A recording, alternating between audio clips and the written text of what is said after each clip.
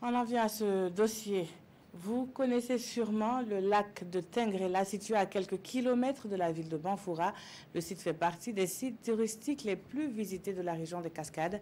Depuis quelque temps, le lac est envahi par des plantes aquatiques qui occupent une bonne partie du plan d'eau. Avec quelles conséquences?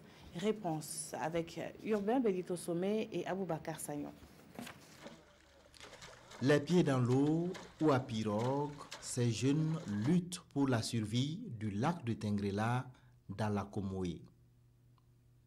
À l'aide de machettes, ils coupent les plantes envahissantes qui occupent de plus en plus le lac. Quand vient le moment de les extraire de l'eau, l'exercice devient un peu plus périlleux.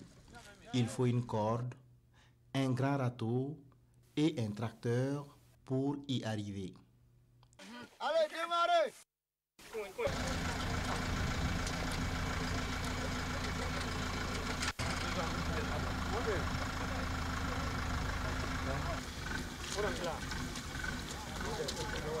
Cette partie-là où nous sommes actuellement, avant ces travaux, on ne pouvait même pas arriver ici. Toute cette partie occupée, était occupée par ces végétaux-là. C'est après l'arrachage qu'on a pu dégager cette partie. Et actuellement, quand nous arrivons, on peut facilement rentrer dans l'eau et puis faire un tour.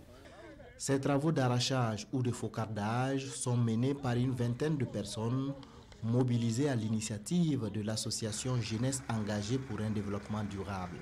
Ce qui nous a poussé à nous intéresser au lac de Tengrela, c'est les problèmes qui minent vraiment le lac là. Parce qu'il y a de cela 7 ans, lorsque nous on arrivait à Banfoura, le lac était vraiment accueillant. Et si tu arrives à aller là, c'est compliqué. Et l'eau tente à se retirer. Donc, vu ces menaces, on s'est dit, en tant qu'association, 6 ans à Banfoura, pourquoi ne pas mener des activités dans ce sens pour sauver ces lacs.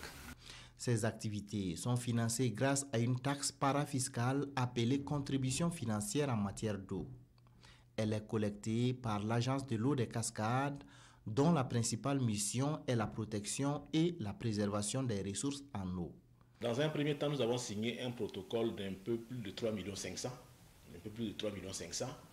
Ils avaient acheté un certain nombre de matériel qu'ils avaient jugé utile. Et lorsqu'ils ont été confrontés à la difficulté, on a dit que le matériel qu'ils avaient là n'était pas adapté. Donc ils nous ont approchés avec un autre projet et on a mis à leur disposition un peu plus de 4 900 000 pour cette année. Ces plantes envahissantes, principalement composées de typhas, ont un impact négatif sur le lac et sur tout le village de Tengrela. Actuellement, le lac est rempli avec des herbes, donc ça cause beaucoup de problèmes. Même au niveau des pêcheurs, au niveau du village, ça empêche beaucoup de choses. Actuellement, il y a des poissons qui se cachent en dessus de ces herbes, parce que ce sont des herbes flottantes. L'espoir des habitants du village de Tengrela, l'objectif de l'association Jeunesse engagée pour un développement durable et la mission de l'Agence de l'eau des Cascades sont ici les mêmes, œuvrer main dans la main pour redonner vie au lac de Tengrela, l'un des plus grands sites touristiques de la région des Cascades.